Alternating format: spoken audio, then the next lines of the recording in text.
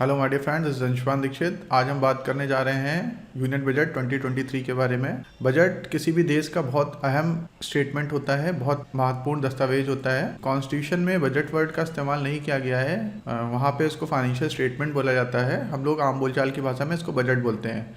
और जिस तरह से हम अपने हाउस होल्ड बजट बनाते हैं, जिस तरह से हम अपने घरों का बजट बनाते हैं कि हमारी कितनी इनकम है, कितने हमारे खर्चे हैं, उसको कैसे बैलेंस करेंगे, कितनी सेविंग करेंगे, कितनी ग्रोसरी आइटम में जाएगा, उसी तरह से government of India finance ministry भी देश के लिए बजट बनाता है, जिसमें वो ये बताता है कि देश की इनकम कहाँ से हो रही है और देश के खर्चे कहाँ पे हैं, कहाँ से हमें पैसा मिल रहा है और कहाँ जा रहा है, मनी कहाँ का इनफ्लो कहाँ से है और मनी का आउटफ्लो कहाँ से। उसके बारे में हम लोग पाई चार्ट से भी डिटेल में बात करेंगे। पहले बजट के बारे में थोड़े से और कुछ फैक्ट्स के बारे में बात कर लेते हैं। हिंदुस्तान में मोरारजी भाई देसाई ने सबसे ज़्यादा बार, लगभग 10 बार बजट पेश किया है बीइंग अ फाइनेंस मिनिस्टर। फिर उसके बाद सेकंड पोजीशन आती है पी चिदम्बरम साहब की, कांग्रेस की तरफ से, ये भी जिन्होंने 9 बार बजट पेश किया है। प्रणब मुखर्जी जो हमारे देश के प्रेसिडेंट भी रहे, प्रणब मुखर्जी ने भी लगभग 9 बार बजट पेश किया है, बहुत बुद्धिजीवी थे। यशवंत राव चौहान 7 बार बजट पेश किया है। सीडी देशमुख साहब ने 7 बार बजट पेश किया है। यशवंत सिन्हा जी ने एनडीए गवर्नमेंट की तरफ से, बीजेपी की तरफ से 7 बार बजट पेश किया है। और मनमोहन सिंह जी ने प्राइम मिनिस्टर होने के पहले being a finance minister 6 bar budget पेश किया है। और टीटी कृष्णचारी जी ने भी 6 बार बजट पेश किया है। और इधर आप देख रहे हैं कि Nirmala Sitharaman being a finance minister पिछले कुछ सालों से बजट पेश कर रही हैं। बजट में कुछ ड्रास्टिक चेंज, उसके पैटर्न में क्या चेंज, उसके बारे में बात करते हैं। 1955 तक बजट केवल इंग्लिश लैंग्वेज में ही छापा जाता था, प्रिंट किया जाता था और इंग्लिश लैंग्वेज में ही वो डिस्ट्रीब्यूट होता था। जिसको ट्रांसलेशन करना होता था वो बजट को बाद में ट्रांसलेट करता था। 1956 के बाद इसको हिंदी में भी छापा जाने लगा। फरवरी 2016 तक बजट जो है वो फैब के लास्ट डे को पेश किया जाता था और 2017 से फरवरी के पहले दिन से बजट को पेश किया जाने लगा। और इस बार भी बजट 1 फैब को ही इंट्रोड्यूस किया गया था पार्लियामेंट में, जिसके एक दिन पहले गवर्नमेंट कुछ और रिकॉर्ड पेश करती है, बजट से रिलेटेड फाइनेंशियल सर्वे पेश करती है, जिसमें उन्होंने क्या पिछले साल क्या काम किया, उसका क्या इम्पैक्ट आया, क्या फ़ायदे हो सकते हैं उसके आगे चल के, जिसके बारे में थोड़ी सी एनालिसिस होती है। 2016 तक जनरली रेल बजट, क्योंकि रेल मिनिस्ट्री इस समय बहुत बड़ी मिनिस्ट्री मानी जाती थी, रेल बजट बहुत बड़ा बजट होता था, एक सिग्निफिकेंट अमाउंट देश के टोटल बजट का रेल में जाता था, इसलिए 2016 तक रेल बजट अलग से पेश किया जाता था पार्लियामेंट में। रेल मिनिस्टर जो होते थे वो उसको पेश करते थे और उसके बाद से रेल बजट को भी यूनियन बजट में मर्ज कर दिया गया। 1999 के पहले तक शाम को 5 बजे बजट पेश होता था, क्योंकि वो टाइम यूके के टाइम से मैच करता था, यूके की पार्लियामेंट के टाइम से मैच करता था, तो वही ट्रेडिशन चला रहा था। लेकिन अब हमें लगा कि अब हमारा देश आज़ाद हो गया है तो हमें वो वाला टाइम फॉलो करने की ज़रूरत नहीं है, तो हम लोग मॉर्निंग में सुबह 11 बजे 99 से सुबह 11 बजे हम लोग बजट इंट्रोड्यूस करने लगे। बजट के कुछ और पहलुओं पे बात कर लेते हैं। देखिए, देश को के फाइनेंशियल इन्फ्लोज को, मनी को कंट्रोल करने के लिए 2 पॉलिसीज़ बहुत इंपॉर्टेंट होती हैं। First is physical policy, second is monetary policy. तो physical policy finance ministry control करता है, फाइनेंस मिनिस्टर बजट के थ्रू उसको कंट्रोल करते हैं। और मॉनेटरी पॉलिसी आरबीआई कंट्रोल करती है, आरबीआई गवर्नर क्वार्टरली बेसिस पे मॉनेटरी पॉलिसी इंट्रोड्यूस करते हैं। तो ये 2 मेन पॉलिसीज़ होती हैं जो देश को चलाने के काम आती हैं, देश के फंड्स को मैनेज करने के काम आती हैं, मनी को मैनेज करने के काम आती हैं। देश में कितना रिसेशन है, देश में कितनी ग्रोथ है, इन्फ्लेशन कितना चल रहा है, इन सब चीज़ों को, इंटरेस्ट रेट क्या चल रहा है, इन सब चीज़ों को कंट्रोल करने के लिए इन 2 दस्तावेज़ों का बहुत ज़्यादा इस्तेमाल होता है। और वैसे तो इन्फ्लेशन को, रेपो रेट को, इंटरेस्ट रेट को, इसको आरबीआई ही कंट्रोल करता है with the help of monetary policy. लेकिन मॉनेटरी पॉलिसी की तरह और इवन उससे भी काफ़ी ज़्यादा इंपॉर्टेंट अहम दस्तावेज होता है बजट। तो फिजिकल पॉलिसी जिसमें बजट आता है, जो फाइनेंस मिनिस्टर गवर्न करता है, फाइनेंस मिनिस्ट्री गवर्न करती है, और मॉनेटरी पॉलिसी जो कि इंट्रोड्यूस कराई जाती है आरबीआई के द्वारा।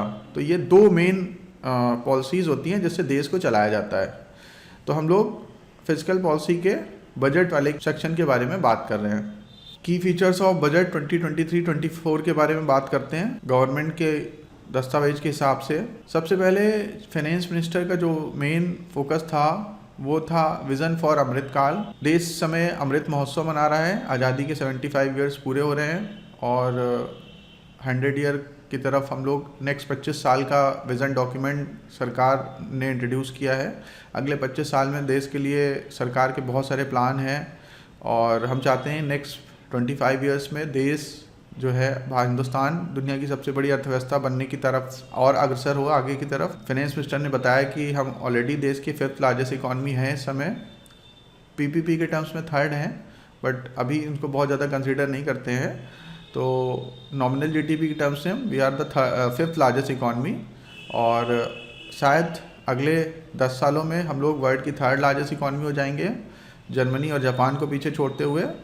इंडिया, चाइना, अमेरिका, ये 3 मेन देश होंगे जो टॉप 3 इकॉनमीज़ में आएंगे और शायद अगले और 25-30 सालों में दुनिया की पहली इकॉनमी हो जाएगा हिंदुस्तान। उसके लिए बहुत सारी चीज़ें हमें करनी है और सरकार का, फाइनेंस मिनिस्ट्री का कंट्रीब्यूशन उसमें बहुत इंपॉर्टेंट होता है। तो उसी तरफ देश को ले जाने के लिए विज़न फॉर अमृत काल इंट्रोड्यूस किया है फाइनेंस मिनिस्टर ने, जिसके 3 की पॉइंट्स हैं। पहला, opportunities for citizen with focus on the youth. सभी सिटीजन्स के ऊपर फोकस किया गया है, सभी सिटीजन्स को अपॉर्चुनिटीज़ दी जाएंगी, तरह तरह की अपॉर्चुनिटीज़ दी जाएंगी, स्टार्टअप्स के लिए, एम्प्लॉयमेंट के लिए, एग्रीकल्चर सेक्टर में, इंफ्रास्ट्रक्चर में, क्योंकि गवर्नमेंट काफ़ी ज़्यादा कैपेक्स करने वाली है, बहुत ज़्यादा पैसे खर्च करने वाली है ताकि एम्प्लॉयमेंट जनरेट हो सके। तो और जिसमें स्पेशल फोकस किया जाएगा यूथ को एम्प्लॉयमेंट प्रोवाइड करने के लिए उनकी स्किल्स पे बहुत ज़्यादा खर्च किया जाएगा, स्किल्स को इम्प्रूव किया जाएगा और आगे चल के नए नए रोजगारों का सृजन होगा with the help of capital expenditure in infrastructure sector. Second point अपने आप में इसमें इंक्लूड हो जाता है कि गवर्नमेंट साथ ही साथ देश की ग्रोथ को पे भी फोकस कर रही है, अपॉर्चुनिटीज़ भी प्रोवाइड करेगी, ग्रोथ भी प्रोवाइड करेगी। क्योंकि जब गवर्नमेंट किसी भी इंफ्रास्ट्रक्चर प्रोडक्ट में खर्च करती है तो उससे बहुत सारे रोजगारों का सृजन होता है। फॉर एग्जांपल, अगर कोई एक हाईवे बनता है तो उसमें सीमेंट का भी काम होता है, स्टील का भी काम होता है, लेबर का भी काम होता है, आर्किटेक्ट भी लगता है, इंजीनियर्स भी लगते हैं, जेसीबी भी लगती है, तरह तरह के इंस्ट्रूमेंट्स लगते हैं। तो इंक्लूसिव ग्रोथ होती है, सभी सेक्टर्स को उससे एडवांटेज मिलता है। जब कभी रियल एस्टेट के सेक्टर में काम होता है, कोई ब्रिजेस, डैम्स, पुल, इस तरह का कुछ भी काम किया जाता है तो बहुत सारे डायरेक्ट और इनडायरेक्ट लोग इससे बेनिफिट लेते हैं। तो इंफ्रास्ट्रक्चर एक ऐसा सेक्टर है जिसमें चाइना ने काफ़ी ज़्यादा फोकस किया था। लगभग उन्होंने 10-15 सालों तक अपने टोटल बजट का 30-35% इंफ्रास्ट्रक्चर में खर्च किया था और जिसकी वजह से उन्होंने 10-15 सालों में ट्रिमेंडस अमाउंट ऑफ ग्रोथ हासिल करी, बहुत रैपिड ग्रोथ हासिल करी। और 1980 के समय जहाँ पे भारत और चाइना की अर्थव्यवस्था लगभग समान थी, उसके बाद अगले कुछ 10-15 सालों में चाइना ने बहुत तेज़ी से ग्रोथ करते हुए वर्ल्ड की टॉप 2 इकोनॉमीज़ में अपना स्थान हासिल कर लिया। थर्ड पॉइंट जो है गवर्नमेंट जिस पे फोकस करने वाली है इस बजट में, वो है strong and stable macro economic environment. देखिए, किसी भी देश की तरक्की के लिए वहाँ के जो मैक्रो इकोनॉमिक्स एनवायरनमेंट है उसको स्टेबल होना बहुत ज़रूरी है। बड़ी चीज़ों को, जैसे पॉलिटिकल एनवायरनमेंट स्टेबल होना चाहिए, जो पॉलिसीज़ हैं बड़े इंडस्ट्रीज़ के लिए वो स्टेबल होनी चाहिए। किसी भी एफआईआई को या एफडीआई को ये नहीं लगना चाहिए कि शायद अभी एकदम से चेंज आ जाएगा, अब पता नहीं क्या होगा, अब पता नहीं कौन सी सरकार बनेगी, अब पता नहीं कौन सा नियम आ जाएगा। अगर इस तरह की चीज़ें होती हैं तो फिर अब कौन सा टैक्स आ जाएगा, तो फिर वो लोग उस देश में इन्वेस्टमेंट करने से कतराने लगते हैं। ना ही एफआईआई आता है, ना ही एफडीआई आता है। एफआईआई मतलब फॉरेन इंस्टीट्यूशनल इन्वेस्टर्स, जो हमारे स्टॉक्स में या हमारे देश की इक्विटीज़ में डायरेक्ट इन्वेस्ट करते हैं, और एफडीआई यानी कि जो यहाँ पे आके ग्रीन फील्ड इन्वेस्टमेंट करते हैं, यहाँ पे लैंड परचेज करते हैं, अपना कैपेक्स करते हैं, मशीनें लगाते हैं, लेबर्स हायर करते हैं, इंजीनियर्स हायर करते हैं, मैन्युफैक्चरिंग करते हैं और फिर यहीं से सेल करते हैं और यहाँ पे भी सेल करते हैं और हो सकता है अब्रॉड भी सेल करें। फॉर एग्जांपल मारुति, हुंडई वगैरह, जिन्होंने इंडिया में आए, इंडिया में मारुति ने तो टाई अप किया था इंडियन गवर्नमेंट के साथ। जैसे हुंडई का एकदम ग्रीन फील्ड इन्वेस्टमेंट था, उन्होंने आए, ज़मीन खरीदी, प्लांट्स बनाए, गाड़ियाँ बनाई, यहाँ पे भी बेचते हैं, बाहर भी बेचते हैं। तो इस तरह की चीज़ें तभी हो पाती हैं जब हमारे देश के मैक्रो इकोनॉमिक एनवायरनमेंट को स्टेबल रखा जाए, स्ट्रॉन्ग रखा जाए। हम अपने पड़ोसी देश का एक एग्जांपल ले सकते हैं कि शायद वहाँ का मैक्रो इकोनॉमिक एनवायरनमेंट स्टेबल नहीं होने की वजह से वो देश बैंकरप्सी की कगार पे पहुंच गया। वहाँ पे आज तक जब हमारा देश और पड़ोसी देश एक साथ आज़ाद हुए थे, उसके बाद से उनके किसी भी प्राइम मिनिस्टर ने 5 साल का अपना पूरा टेन्योर नहीं करा है। एक भी प्राइम मिनिस्टर ऐसा नहीं है, लगभग 75 साल हो गए उनकी आज़ादी को भी, कि किसी भी एक भी सिंगल प्राइम मिनिस्टर ने अपना टेन्योर पूरा करा हो। तो जिसकी वजह से वो कंट्री जो है समय बैंकरप्सी की कगार पे पहुंच गया। तो जब आपके देश के मैक्रो इकोनॉमिक बड़ी बड़ी चीज़ें स्टेबल नहीं होंगी, डिसीजंस, बड़े फैक्टर्स, बड़ी पॉलिसी स्टेबल नहीं होंगी, तो देश तरक्की नहीं कर सकता। तो ये 3 की पॉइंट्स हैं जो विज़न बनाया गया है अमृतकाल के लिए।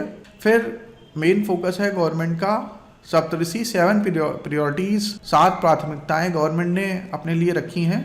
वो कौन सी प्राथमिकताएं हैं उनके बारे में बात करते हैं। ये 7 मेन प्राथमिकताएं हैं। पहला, रीचिंग द लास्ट माइल। हर एक इंसान तक, देश के दूर दराज में स्थित एक सिंगल सिटीजन तक भी हम सारी सुविधाएं पहुंचा पाएँ। अगर कोई एक गांव हमारे नॉर्थ ईस्ट के किसी एक छोटे से बॉर्डर के पास बना हुआ है, वहाँ पे 15-20 लोग रह रहे हैं, तो उनको भी वो सुविधा मिले, वहाँ के सिटीजन्स को भी वो एडवांटेज मिले, हर देश के हर एक नागरिक को सारी सुविधाएं मिल पाएँ। तो this is called reaching the last mile. Balanced regional development इसी के अंतर्गत आता है कि हर एक जगह का, हर एक सेक्टर्स का, हर एक रीजन का ग्रोथ हो, तरक्की हो। सेकेंड पॉइंट है हमारा इंक्लूसिव डेवलपमेंट, मतलब कि सभी लोगों का विकास, सबका साथ सबका विकास, यही गवर्नमेंट का मेन विज़न है। काफ़ी लंबे समय तक उसी के हिसाब से ये प्लान बना रहे हैं। इंफ्रास्ट्रक्चर में ह्यूज इन्वेस्टमेंट, क्योंकि मैंने अभी आपको चाइना का एग्जांपल दिया कि चाइना ने इंफ्रास्ट्रक्चर में इन्वेस्टमेंट करके कहीं का कहीं पहुंच गया। जो देश जिसकी इकॉनमी और 1980 के आसपास इंडिया की इकॉनमी से भी कमज़ोर थी, और उसने अगले 10-15 सालों में मिरेकल कर दिया, वो वर्ल्ड की टॉप इकोनॉमीज़ में से शामिल हो गया। और अगर हम परचेजिंग पावर पैरिटी की बात करें तो उसने अमेरिका को भी पीछे छोड़ दिया है। अनलीजिंग द पोटेंशियल, जितना भी हमारे देश का पोटेंशियल है हम उसको अच्छे से इस्तेमाल कर पाएँ, डेमोग्राफिक डिविडेंड का इस्तेमाल कर पाएँ, हम अपने देश की वर्कफोर्स का इस्तेमाल कर पाएँ, हम देश के अपने नेचुरल रिसोर्सेज का इस्तेमाल कर पाएँ, हम देश के टैलेंट का इस्तेमाल कर पाएँ। जो ब्रेन ड्रेन हो रहा है उसको हम अपने काम में भी ले पाएँ और पूरी दुनिया को भी हेल्प कर पाएँ। ग्रीन ग्रोथ, ये एक बहुत बड़ा कंसर्न है इस समय, ग्लोबल वार्मिंग से निपटना, क्योंकि ग्रोथ अपने साथ कुछ ना कुछ साइड इफ़ेक्ट्स लेके आती है। तो अगर हम लोग बहुत ज़्यादा फॉसिल फ्यूल का इस्तेमाल करेंगे, बहुत ज़्यादा कोल का इस्तेमाल करेंगे, वो सस्ता पड़ता है, बहुत ज़्यादा पेट्रोल डीजल का इस्तेमाल करेंगे तो वो सस्ता तो पड़ता है, बट लेकिन उसके साइड इफ़ेक्ट्स होते हैं। ग्लोबल वार्मिंग बढ़ती है, इन्वायरमेंट ख़राब होता है, हम लोग बीमार होते हैं। तो उसकी जगह गवर्नमेंट ये चाहती है कि ग्रोथ तो हो, बट वो ग्रीन ग्रोथ हो, हम लोग नेचुरल चीज़ों का ज़्यादा इस्तेमाल करें। फॉर एग्जांपल जो विंड एनर्जी है, सोलर एनर्जी पे बहुत फोकस है गवर्नमेंट का, बहुत ज़्यादा फोकस है सोलर एनर्जी पे। और गवर्नमेंट ये चाहती है कि फाइनेंस मिनिस्टर ये चाहते हैं कि आने वाले कुछ सालों में हम लोग वर्ल्ड के सबसे बड़े सोलर पावर प्रोवाइडर बन जाए। सोलर पावर से हमारी जो टोटल आवश्यकताएं हैं ऊर्जा की, वो मैक्सिमम उसी से पूरी करें, हमें न्यूक्लियर की तरफ भी ना जाना पड़े, हमें थर्मल पावर की तरफ भी ना जाना पड़े। जिसके बाद नंबर आता है फाइनेंशियल सेक्टर का। फाइनेंशियल सेक्टर में we are already doing good, but और अच्छा करने की ज़रूरत है। हमारा स्टॉक मार्केट वर्ल्ड के टॉप 10 स्टॉक मार्केट में शामिल हो गया है। हमारे यहाँ जो सेटलमेंट साइकिल है वो यूरोप अमेरिका से बेहतर है, बट अभी हमें फाइनेंशियल सेक्टर में और काफ़ी काम करने हैं। बहुत सारे गरीब किसान, छोटे मझोले उद्योगपति, जिनको small and medium scale enterprises, उनको बहुत ज़्यादा अभी फाइनेंशियल सेक्टर से उतनी हेल्प नहीं मिल पाती है। तो हम फाइनेंशियल सेक्टर को और ब्रॉड करें और वही रीचिंग द लास्ट माइल, मतलब हर एक लोगों को उसका बेनिफिट मिल पाए। जैसे कि जनधन योजना का बहुत अच्छा एडवांटेज मिला था और फाइनेंशियल इंक्लूजन में बहुत फ़ायदा हुआ था, सभी लोगों के अकाउंट खुले थे। तो उस तरह से हम लोग फाइनेंशियल सेक्टर को और ज़्यादा स्प्रेड करना चाहते हैं कि हर एक आदमी तक फाइनेंशियल सर्विसेज हम लोग पहुँचा पाएँ, हर एक इंसान की फाइनेंशियल आवश्यकताओं को हम लोग टैकल कर पाएँ, उसको एड्रेस कर पाएँ। यूथ के पावर को हम लोग कंस्ट्रक्टिव तरीके से इस्तेमाल करें। हमारे पास दुनिया की सबसे बड़ी फोर्स है, सबसे बड़ी यूथ फोर्स है। हमारे पास डेमोग्राफिक डिविडेंड इस समय काफ़ी ज़्यादा है, और जिस कंट्री के पास डेमोग्राफिक डिविडेंड ज़्यादा होता है वो बहुत तेज़ी से ग्रो करती है। तो हम लोग यूथ के पावर का कितना ज़्यादा इस्तेमाल कर पाएंगे ये डिपेंड करेगा अगर इसको हम लोग बहुत अच्छे से इस्तेमाल कर पाते हैं, अगर हम यूथ की पावर को बहुत अच्छे से इस्तेमाल कर पाते हैं तो हमारी ग्रोथ बहुत तेज़ होगी। जितना ज़्यादा हम यूथ के पावर को कंस्ट्रक्टिव वे में इस्तेमाल करेंगे उतनी ही तेज़ी से हमारी ग्रोथ होगी। तो ये मेन सप्तऋषि 7 प्रायोरिटीज़ हैं गवर्नमेंट की कि इन पे उनको मेन फोकस देना है, मेन फोकस करना है, मेन काम करना है इन्हीं 7। आइए इन 7 पॉइंट को एक बार और डिटेल में समझ लेते हैं। सबका साथ सबका विकास, इंक्लूसिव डेवलपमेंट में क्या गवर्नमेंट करने वाली है। एग्रीकल्चर और कोऑपरेटिव पे मेन फोकस रहेगा गवर्नमेंट का। देखिए हमें अगर हम देश के एफएमसीजी सेक्टर की तरफ देखें तो दुनिया की काफ़ी बड़ी बड़ी मल्टीनेशनल कंपनियां, दुनिया की सबसे बड़ी मल्टीनेशनल कंपनियां इस समय हिंदुस्तान में कारोबार कर रही हैं, like HUL, Procter and Gamble, Gillette, Nestle. But अगर हम एक इंडिया के कोऑपरेटिव सोसाइटी के बारे में आप जानते होंगे ऑलरेडी, अमूल ने इन सब सारे के सारे विदेशी एफएमसीजी जाइंट्स जिनका दुनिया में बहुत रुतबा है, जिनके प्रोडक्ट बहुत ज़्यादा एक ग्रेड के माने जाते हैं, जिनके पास बहुत सैकड़ों सालों का रिसर्च का अनुभव है, उनके दांत खट्टे कर रखे हैं और हिंदुस्तान में नंबर 1 एफएमसीजी कंपनी बन चुका है। 62,000 करोड़ का टर्नओवर है HUL का, जिसने नेस्ले को, यूनिलीवर को, प्रॉक्टर एंड गैम्बल को, जिलेट को, सबको पीछे कर रखा है इंडिया में। तो ये हमारे लिए काफ़ी गर्व की बात है। तो हमारा एग्रीकल्चर और कोऑपरेटिव अगर और बेहतर करने लगे, क्योंकि हमारे पास सबसे बड़ी प्रॉब्लम ये है कि हमारे एग्रीकल्चर सेक्टर में बहुत ज़्यादा स्टार्टअप्स नहीं आ रहे हैं। वो ट्रेडिशनल तरीके से हम लोग अभी भी खेती कर रहे हैं, वो हल से ही खेती हो रही है, वही नॉर्मल हम लोग अभी भी सारे ओल्ड मेथड्स का, ओल्ड स्कूल्स को फॉलो कर रहे हैं।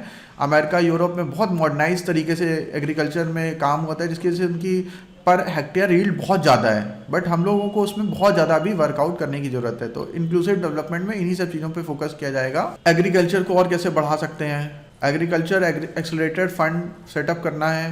कुटीर उद्योग चलाने वालों को 20 लाख करोड़ का एग्रीकल्चर क्रेडिट देने का टारगेट रखा गया है, जिसमें animal husbandry, dairy, fishery, agriculture, इन सब चीज़ों को पे ही लोन दिया जाएगा, ताकि इन लोगों को आसान शर्तों पे लोन मिले और ये अपने बिजनेस में रीइन्वेस्ट करके और ग्रोथ ला पाएँ। हॉर्टिकल्चर प्लांट्स को ग्रुप बोस्ट करने के लिए प्रोग्राम चलाए जा रहे हैं।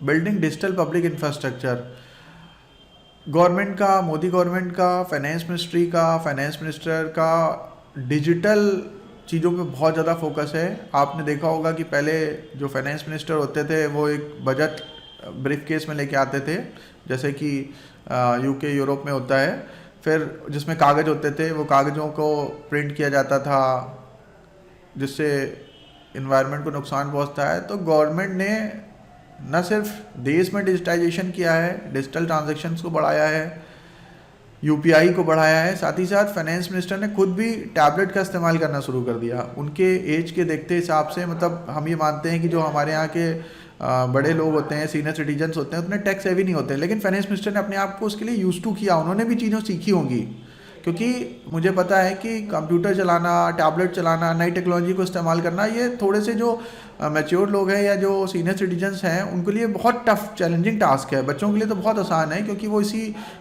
मोबाइल हाथ में लेके ही पैदा हुए हैं। बच्चा आजकल खाना तभी खाता है जब वो मोबाइल में कार्टून देख रहा होता है। बट लेकिन ये सीनियर सिटीजन्स के लिए काफ़ी चैलेंजिंग टास्क है, बट लेकिन उन्होंने इसको अडॉप्ट किया है और उन्होंने इसको इकॉनमी में भी अडॉप्ट करने के लिए स्प्रेड करा है। तो दुनिया का सबसे सस्ता डेटा इस समय हमें हमारे देश में मिल रहा है। डिजिटल रिवॉल्यूशन बहुत तेज़ी से चल रहा है, हमारा UPI पूरी दुनिया में झंडे गाड़ रहा है। तो इस चीज़ों पे बहुत काम हो रहा है, और एक डिजिटल लाइब्रेरी बनाने के लिए काम चल रहा है, जो बहुत इंपॉर्टेंट रहेगा, क्योंकि जब 2 साल लगभग हमारे स्टूडेंट्स ने और काफ़ी सारे लोगों ने लर्निंग का बहुत लॉस किया है, वो घर पे बैठे थे, स्कूल नहीं जा पा रहे थे, तो जिससे बहुत नुकसान हुआ। तो वो जो बैच है उसको कॉर्पोरेट में कोविड बैच के नाम से जाना जाता है, क्योंकि वो उन बच्चों को प्लेस नहीं करना चाहते हैं। तो उनकी नॉलेज को की जो क्षतिपूर्ति हुई है, इसको कैसे पूरा जाए, मतलब जो क्षति हुई इसको कैसे पूर्ति करी जाए। तो क्षतिपूर्ति के लिए डिजिटल लाइब्रेरी के ऊपर गवर्नमेंट काम कर रही है, ताकि हर तरह की अच्छी से अच्छी किताबें अक्रॉस द कंट्री स्टूडेंट्स को free of cost just click पे अवेलेबल हो। वो अपने मोबाइल पे, अपने टैबलेट पे कहीं से भी इनको देख सकता है। और गवर्नमेंट इस समय free laptop, free mobile, free tablet distribution भी कर रही है।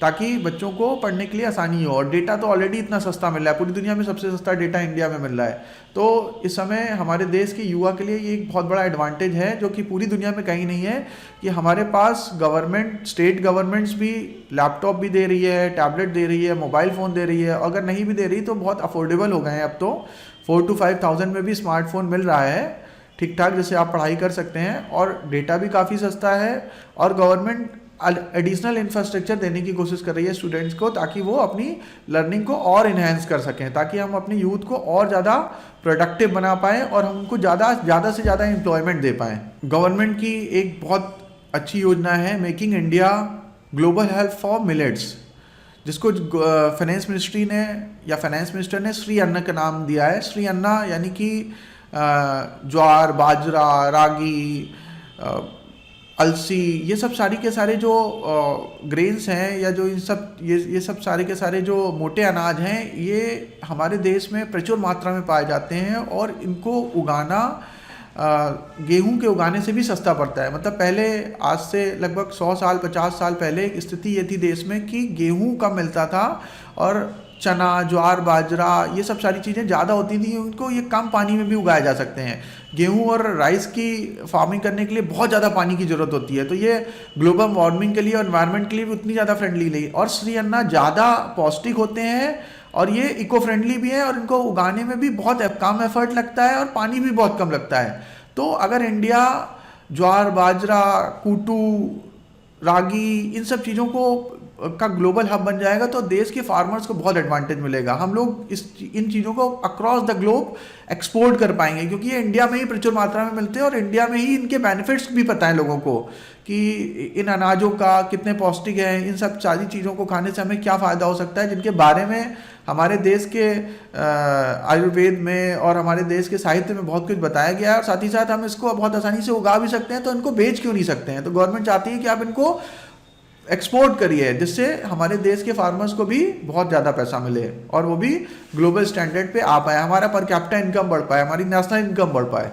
इन सब चीज़ों के मदद से गवर्नमेंट ये चाहती है कि setting up of widely available storage capacity हमारे यहाँ जो मेन एक प्रॉब्लम आती है, आपने देखा होगा, कभी प्याज के दाम एकदम आसमान छूने लगते हैं, कभी टमाटर के दाम आसमान छूने लगते हैं, कभी पोटैटो के दाम आसमान छूने लगते हैं, और कभी कभी वो इतने सस्ते हो जाते हैं कि फार्मर्स आते हैं मंडी में, उनको दाम नहीं मिलते तो वो फेंक के चले जाते हैं, अपना ट्रॉली या बैलगाड़ी से आते हैं तो अपने सारे आलू को वापस भी नहीं ले जाते, वहीं फेंक देते हैं, क्योंकि उनको लगता है कि वापस ले जाने का भाड़ा उनका ज़्यादा होगा और उसका आलू का कॉस्ट कम है।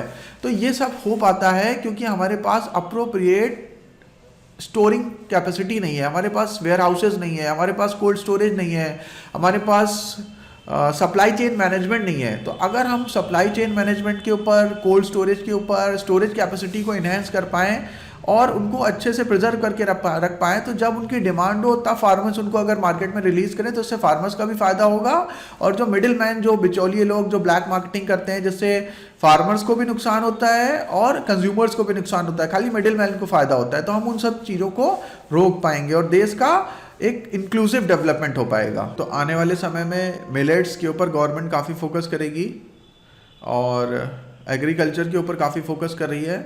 आप देखिए, अगर 2015 से, यानी कि जब से एनडीए गवर्नमेंट आया है उसके बाद से लगातार ये अपना क्रेडिट टू एग्रीकल्चर सेक्टर वो बढ़ाते चले जा रहे हैं। 85,000 करोड़, 85 लाख करोड़, फिर 92 लाख करोड़, फिर 107 लाख करोड़।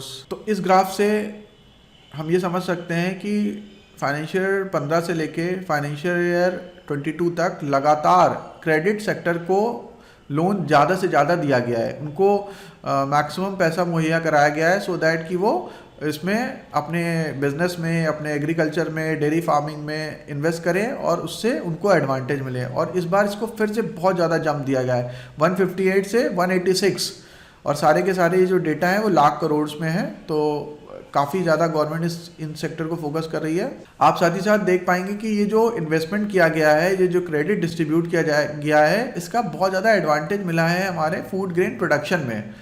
फाइनेंशियल ईयर 15 से लेकर 22 तक लगातार फूड ग्रेन का प्रोडक्शन अप ट्रेंड में चल रहा है, ऊपर की तरफ जा रहा है। अगर आप देखें तो धीरे धीरे ये अप ट्रेंड में जा रहा है, तो ये देश के लिए बहुत अच्छा है। गवर्नमेंट के 3 मेन प्रायोरिटी सेक्टर हैं, शिक्षा, स्वास्थ्य और भोजन। और तीनों में गवर्नमेंट ने दिल खोल के स्पेंडिंग करी है पिछले कुछ सालों में। हेल्थ केयर के लिए आयुष्मान भारत योजना चल रही है, गवर्नमेंट स्कूल्स में फ्री में शिक्षा दी जा रही है बच्चों को, प्रोफेशनल एजुकेशन के लिए काफ़ी बड़ी मात्रा में स्कॉलरशिप डिस्ट्रीब्यूट किए जा रहे हैं, स्टेट गवर्नमेंट्स भी इसमें काफ़ी कंट्रीब्यूट कर रही हैं, लैपटॉप टैबलेट मोबाइल डिस्ट्रीब्यूशन कर रही हैं। साथ ही साथ गवर्नमेंट नए नए इंजीनियरिंग कॉलेज, नए डिग्री कॉलेज, नए मेडिकल इंस्टीट्यूशंस, नए आईआईटी, नए आईएम लगातार ओपन कर रही है। तो हेल्थ केयर में अगर हम बात करें स्पेशली 157 नए नर्सिंग कॉलेज खोले जाएंगे, जिससे क्योंकि हमारे देश में अभी भी गवर्नमेंट ने काम तो बहुत किया है, आयुष्मान भारत योजना ये बहुत अच्छी योजना है, 5 लाख तक का एडवांटेज मिलता है गरीब लोगों को, लेकिन अभी भी अगर हम देखें कि डॉक्टर की अवेलेबिलिटी, नर्स की अवेलेबिलिटी, बेड्स की अवेलेबिलिटी पर 1000 पे दुनिया में सबसे लीस्ट होगी इंडिया की। तो इस पर बहुत ज़्यादा काम करने की ज़रूरत है। तो नर्स ट्रेनिंग स्कूल खोले जाएंगे, कॉलेजेस खोले जाएंगे, सो दैट कि हम ट्रेन नर्स को और ज़्यादा अवेलेबल हो पाए हमारी इकॉनमी के लिए, लोगों की सेवा के लिए। नए मेडिकल कॉलेज के थ्रू नए डॉक्टर्स मिल पाए देश को। एनीमिया एक बहुत बड़ी समस्या है, खून की कमी से देश जूझ रहा है, उसको कैसे दूर करना है उसके ऊपर काम हो रहा है। पोलियो के ऊपर बहुत अच्छा काम हो चुका है ऑलरेडी। हमने कई सारी बीमारियों को बिल्कुल एरेडिकेट कर दिया है सोसाइटी से, वो ख़त्म हो गई हैं, अब उनके कोई भी केस देखने को नहीं मिलते हैं। तो ये बहुत अच्छी अचीवमेंट है जिसमें प्रीवियस सभी गवर्नमेंट्स का बहुत ज़्यादा कंट्रीब्यूशन रहा है। फार्मास्यूटिकल पे जो और ज़्यादा रिसर्च किया जाएगा, क्योंकि इंडिया जो है इस समय वर्ल्ड फार्मेसी बन रहा है, जर्मनी को पीछे छोड़ के हम लोग ज़्यादा अच्छा काम कर रहे हैं दुनिया में। अमेरिका, यूरोप में हमने बहुत ज़्यादा रेवेन्यू कलेक्ट किया है दवाइयाँ बेच के। और आपने देखा होगा कि कोविड के समय में भी इंडिया ने बढ़ चढ़ के भाग लिया है और एक तरह से कोविड मुक्त करने में विश्व को इंडिया का मेजर कंट्रीब्यूशन रहा है, और जिसको सभी देशों ने एड्रेस किया है। यानी कि आईएमएफ ने भी इस चीज़ को एड्रेस किया है। इंडियन गवर्नमेंट ने काफ़ी ज़्यादा कंट्रीब्यूशन किया है कोविड-19 को एरेडिकेट करने के लिए वर्ल्ड से। आगे चल के भी इंडियन गवर्नमेंट का काफ़ी कंट्रीब्यूशन रहेगा। और इस समय जैसे मैंने आपको पहले भी बताया कि इंडिया वर्ल्ड फार्मेसी बन चुका है। बस इंडिया के पास चैलेंज ये है कि इंडिया की फार्मेसी इंडस्ट्री के मैक्सिमम एपीआई जो रॉ मटेरियल हम लोग इस्तेमाल करते हैं उसको हम लोग चाइना से इंपोर्ट करते हैं। वो एक बहुत बड़ा चैलेंज है कि जब भी कभी चाइना रॉ मटेरियल की सप्लाई रोक देता है या स्लो कर देता है तो हमारी फार्मा इंडस्ट्री में भी प्रॉब्लम आने लगती है। और एक और बड़ा चैलेंज ये है कि अमेरिका को जब ये लगता है कि इंडिया बहुत ज़्यादा फार्मेसी में उनकी वहाँ के देश की कंपनियों को चैलेंज दे रहा है, फाइज़र को, जॉनसन जॉनसन को बहुत ज़्यादा चैलेंज दे रहा है, तो फिर वो उसमें कुछ ड्यू डिलिजेंस बहुत स्ट्रॉन्ग कर देते हैं, यहाँ की कंसाइनमेंट को स्ट्रिक्ट कर देते हैं और काफ़ी सारे दूसरे नियम ले आते हैं। तो वो ये 2-3 चैलेंज हैं जिनको अगर हमारी इंडस्ट्री एड्रेस करती है, यानी कि अगर एपीआई में, फार्मा एपीआई में और केमिकल्स के रॉ मटेरियल में अगर सेल्फ डिपेंडेंट बन जाती है तो हम आगे चल के हेल्थ केयर में मोनोपोली बना सकते हैं। पूरी दुनिया में हमारा कोई मुकाबला नहीं कर पाएगा। Already we are consider as world's pharmacy. Germany को हमने रिप्लेस कर दिया है और आगे चल के हम इसमें और बहुत अच्छा काम कर सकते हैं। आप देख रहे होंगे इस ग्राफ की हेल्प से कि गवर्नमेंट ने हेल्थ केयर में, एजुकेशन में और फूड्स में बहुत ज़्यादा स्पेंडिंग करी है। अब ये लगातार इंक्रीज़ हो रहा है। फाइनेंशियल ईयर 19 और 23 के बीच में काफ़ी ज़्यादा स्पेंडिंग बढ़ी है हेल्थ केयर सेक्टर पे भी और एजुकेशन सेक्टर पे भी। मैं ये नहीं कह रहा कि ये सफिशिएंट है, एजुकेशन सेक्टर में शायद अभी और ज़्यादा कंट्रीब्यूशन की और ज़्यादा बजट की ज़रूरत है, बट लेकिन जो भी गवर्नमेंट कर रही है वो काफ़ी सिग्निफिकेंट इम्पैक्ट्स भी आ रहे हैं उसके, और जिसकी वजह से जिस देश में हेल्थ केयर फैसिलिटीज़ जितनी अच्छी होती हैं उसका एडवांटेज ये मिलता है कि वहाँ की एवरेज जो लाइफ एक्सपेक्टेंसी है वो इंक्रीज़ करती है। तो अभी हमारी लाइफ एक्सपेक्टेंसी जो कि 1900 के समय में 18-20 साल, 28 साल हुआ करती थी, वो अभी बढ़ के 69-70 ईयर्स के आसपास आ गई है। हमारी पर कैपिटा इनकम भी बढ़ रही है, क्योंकि अगर हम लोग एजुकेशन पे और हेल्थ केयर पे और देश की न्यूट्रिशन पे, क्योंकि गवर्नमेंट पिछले 28 सालों से लगातार 80 करोड़ के आसपास लोगों को फ्री ऑफ कॉस्ट भोजन वितरित कर रही है। ये एक बहुत बड़ा अमाउंट है। मतलब आप ये मान के चल सकते हैं कि लगभग यूरोप की पूरी देश को, सभी देशों को के बराबर की जनसंख्या को गवर्नमेंट पिछले 2 साल से ज़्यादा से समय से फ्री ऑफ कॉस्ट भोजन प्रोवाइड कर रही है, फ्री ऑफ कॉस्ट एजुकेशन दे रही है, free of cost health care facilities दे रही है। तो जिसका इम्पैक्ट ये आ रहा है कि हमारी पर कैपिटा इनकम जो आज से 10, 15, 20 साल पहले $1,000 पे थी, वो बढ़ के लगभग $2,200 पहुंच गई है। यानी कि अगर हम उसको रुपी टर्म में बात करें तो ऑन एन एवरेज जो हमारी पर कैपिटा इनकम है वो 1,90,000 के आसपास पर एनम पहुंच गई है।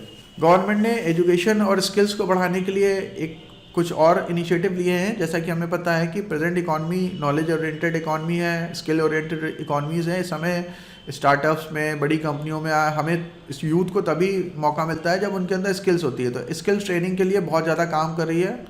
कई सारे सेंटर्स खोले गए हैं जिसपे स्किल डेवलपमेंट पे ध्यान दिया जाता है। साथ ही साथ ट्राइब्स की एजुकेशन को बढ़ावा देने के लिए एकलव्य स्कूल्स खोले जाएंगे जिसमें बच्चे वहीं पे रहेंगे, पढ़ाई करेंगे। ये काफ़ी अच्छा इनिशिएटिव्स है, ताकि जैसे मैंने अब बताया कि जो मेन 3 प्रायोरिटीज़ हैं गवर्नमेंट की, कि आखिरी इंसान तक, हर एक इंसान तक, देश के गरीब से गरीब इंसान तक गवर्नमेंट सारी फैसिलिटीज़, सारी सुविधाएं पहुंचा पाए और एक बैलेंस रीजनल डेवलपमेंट कर पाए, सभी रीजन का उत्थान कर पाए। तो कोई ट्राइब्स, कोई कास्ट, कोई रिलीजन किसी वजह से छूटना नहीं चाहिए। तो गवर्नमेंट का इंक्लूसिव डेवलपमेंट पे काफ़ी फोकस है, जिसको पूरा करने के लिए गवर्नमेंट टीचर्स ट्रेनिंग सेंटर्स खोल रही है, डिस्ट्रिक्ट इंस्टीट्यूशंस खोल रही है जिसमें शिक्षकों को ट्रेन किया जाएगा और काफ़ी सारे नए शिक्षकों को भर्ती भी किया जाएगा आने वाले समय में। मैंने आपको जैसे बताया कि गवर्नमेंट समय नेशनल डिजिटल लाइब्रेरी के ऊपर काम कर रही है, क्योंकि लगभग 2 साल कोविड के समय में 2 साल हमारे देश के युवाओं की, बच्चों की एजुकेशन पे बहुत नेगेटिव इम्पैक्ट आया है और उसको हम लोग कैसे उस खामियाजे को कैसे भरपाई करें, उसके लिए गवर्नमेंट ने डिजिटल लाइब्रेरी मिशन की स्थापना करी है कि वो जो नुकसान हुआ है देश का, नॉलेज का लॉस हुआ है, उसको इस तरह से पूरा किया जाएगा। गवर्नमेंट क्या कर रही है, अक्रॉस द कंट्री जो भी अच्छी किताबें हैं और जो भी अच्छी चीज़ें हैं उनको सबको वीडियो के फॉर्म में, ऑडियो के फॉर्म में, PDF के फॉर्म में डिजिटल लाइब्रेरी में स्टोर कर रही है और उसको देश का कोई भी बच्चा किसी भी जगह बैठ के आराम से एक्सेस कर सकता है। उसको किसी तरह की कोई पैसे देने की ज़रूरत नहीं है, कुछ महंगी किताबें नहीं खरीदनी है। हमें शायद आप लोगों को याद होगा, जो मेरी उम्र के लोग हैं उनको याद होगा कि जब हम लोग पढ़ाई करते थे तो हमारे सामने बड़े चैलेंज होते थे, क्योंकि बहुत ज़्यादा प्राइवेट स्कूल्स नहीं होते थे, बहुत ज़्यादा अच्छे टीचर्स भी नहीं होते थे, बहुत ज़्यादा इंटरनेट तो था ही नहीं, एक तरह से मोबाइल फ़ोन और का भी नामो निशान नहीं था। लैंडलाइन फ़ोन हुआ करते थे, वो भी बहुत कम होते थे और अच्छी किताबें जो होती थी बहुत महंगी होती थी, अफोर्डेबल नहीं होती थी। तो इस तरह से नॉलेज का स्प्रेड नहीं हो पाता था, सिर्फ शिक्षा मिल पाती थी with the help of teachers, और वो भी प्राइवेट इंस्टीट्यूशंस को, प्राइवेट स्कूल्स को बहुत कम लोग अफोर्ड कर पाते थे। तो डिजिटल लाइब्रेरी बन जाने से हर एक इंसान को, जैसे कि गवर्नमेंट का मंशा है कि हर एक इंसान तक सारी बेस्ट से बेस्ट सुविधाएं पहुंचाई जाएं, तो नेशनल डिजिटल लाइब्रेरी बनने से देश का हर एक बच्चा, हर एक स्टूडेंट्स इक्वल प्लेटफॉर्म पे आ जाएगा। उसको हर तरह की किताबें फ्री ऑफ कॉस्ट कहीं से भी सिंगल क्लिक पे अवेलेबल हो पाएंगी। साथ ही साथ गवर्नमेंट पढ़ाई लिखाई को और प्रमोट करना चाहती है, लर्निंग को प्रमोट करना चाहती है, रीडिंग हैबिट डेवलप करना चाहती है। वो चाहती है कि लोगों की बुक्स पढ़ने की हैबिट डेवलप हो, क्योंकि जितना ज़्यादा नॉलेज होगा, जितने ज़्यादा हमारे देश के युवा, उतने ही ज़्यादा हमारे देश की युवा प्रोडक्टिव बन पाएगी। जितने ज़्यादा उनके अंदर अच्छी लर्निंग होगी, अच्छा नॉलेज होगा, उतना ही ज़्यादा देश का नेशनल इनकम बढ़ेगा, पर कैपिटा इनकम बढ़ेगा और वो इंडिविजुअल अपने आप को अपलिफ्ट कर पाएंगे, उनका लिविंग स्टैंडर्ड बढ़ पाएगा। तो इसके लिए गवर्नमेंट क्या कर रही है, पंचायत लेवल पे, वार्ड लेवल पे भी लाइब्रेरीज बना रही है, फिजिकल लाइब्रेरीज बना रही है। कि बहुत सारे ऐसे लोग भी हैं जो डिजिटल से उतना ज़्यादा कनेक्टेड नहीं है, या वो मोबाइल पे, टैबलेट पे, लैपटॉप पे शायद किताब पढ़ना नहीं पसंद करते हैं, या वो कंफर्टेबल फील नहीं करते हैं, या उनके पास ये रिसोर्सेज नहीं है। तो उसके लिए गवर्नमेंट पंचायत लेवल पे, गाँव लेवल पे, वार्ड लेवल पे फिजिकल लाइब्रेरीज बना रही है, ताकि पढ़ने की हैबिट्स को और ज़्यादा प्रमोट किया जा सके। गवर्नमेंट की कुछ अचीवमेंट्स जो अभी तक उन्होंने किया, 9 करोड़ लोगों को, 9 करोड़ घरों में लोगों ने, गवर्नमेंट ने फ्रेश ड्रिंकिंग वाटर की फैसिलिटी अवेलेबल करा दी है। 11 करोड़ से ज़्यादा हाउस होल्ड टॉयलेट्स कंस्ट्रक्ट करा दिए गए हैं अंडर स्वच्छ भारत मिशन। अंडर उज्ज्वला योजना 9.6 करोड़ LPG कनेक्शन डिस्ट्रीब्यूट करे जा चुके हैं गरीब महिलाओं को ग्रामीण क्षेत्रों में। कैश ट्रांसफ़र अंडर PM किसान निधि 2.2 लाख करोड़ का डिसबर्स ऑलरेडी किया जा चुका है 11 करोड़ से ज़्यादा फार्मर्स को। जो 6,000 रुपये का क्रेडिट आता है, डायरेक्ट कैश ट्रांसफ़र मिलता है हमें, उसके अंतर्गत अभी तक 2.2 लाख करोड़ रुपए का डिस्ट्रीब्यूशन हो चुका है। ये एक बहुत बड़ी रकम है और आप ये मान के चल सकते हैं कि एक काफ़ी बड़ी साइज़ की टोटल मार्केट कैपिटलाइजेशन के बराबर की ये रकम है। 2.2 लाख करोड़ रुपए काफ़ी अच्छी खासी रकम है। साथ ही साथ प्रधानमंत्री फसल बीमा योजना, प्रधानमंत्री जीवन ज्योति योजना, इनके अंतर्गत 44 करोड़ लोगों को इंश्योरेंस में कवर किया जा चुका है।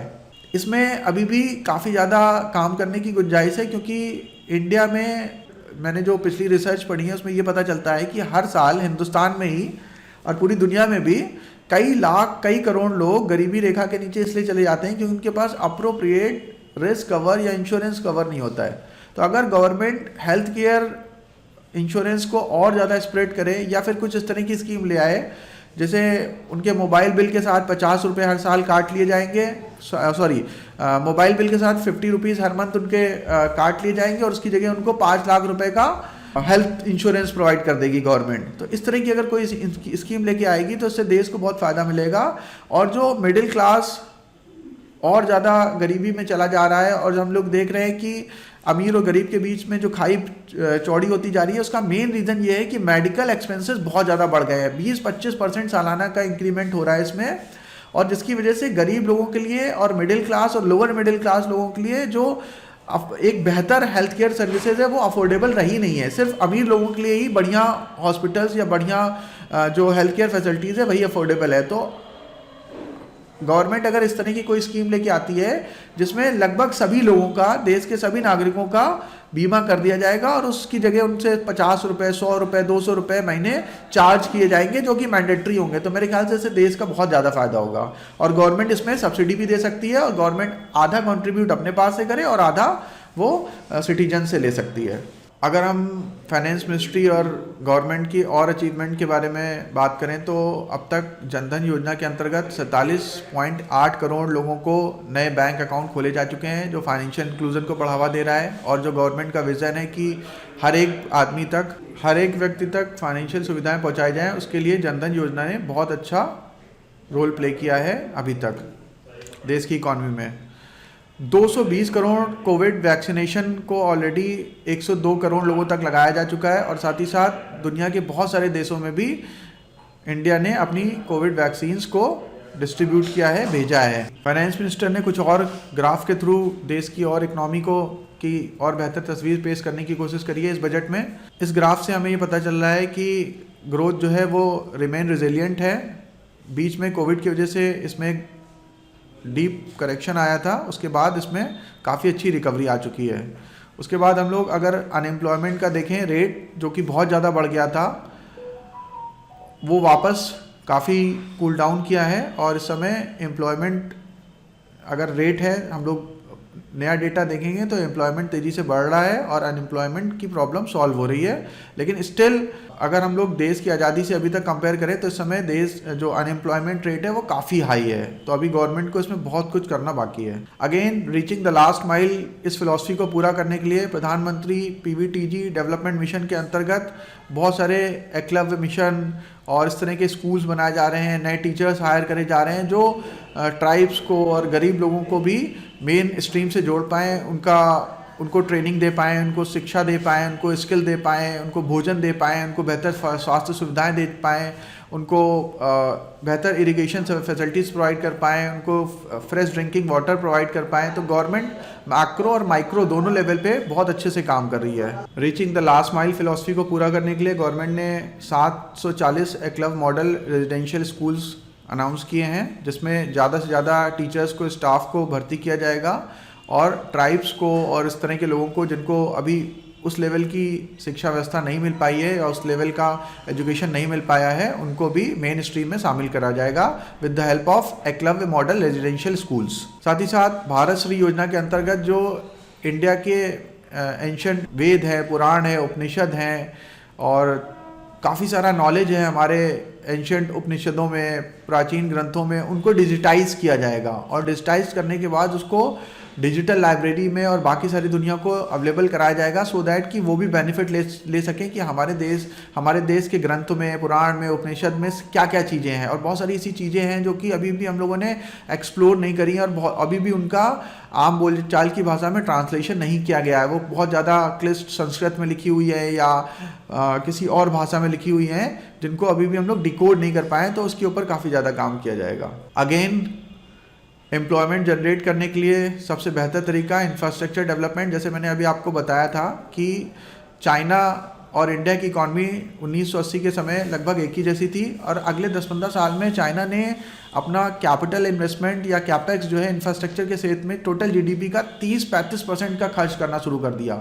और वो एक साल में इतनी सीमेंट कंज्यूम कर रहा था जितना कि अमेरिका ने शायद 10 साल, 50 साल, 25 साल में किया था, या यूरोप ने काफ़ी लंबे समय में किया था। उतनी सीमेंट, उतनी वो स्टील एक साल में कंज्यूम कर रहा था। जैसा कि अभी तक मैंने आपसे बात करी कि गवर्नमेंट ने इंफ्रास्ट्रक्चर इन्वेस्टमेंट के लिए काफ़ी कुछ काम किया है, और हमारे पास चाइना का एग्जांपल है कि इंफ्रास्ट्रक्चर में जितना ज़्यादा इन्वेस्टमेंट होता है, कंट्री की ग्रोथ उतनी तेज़ी से होती है।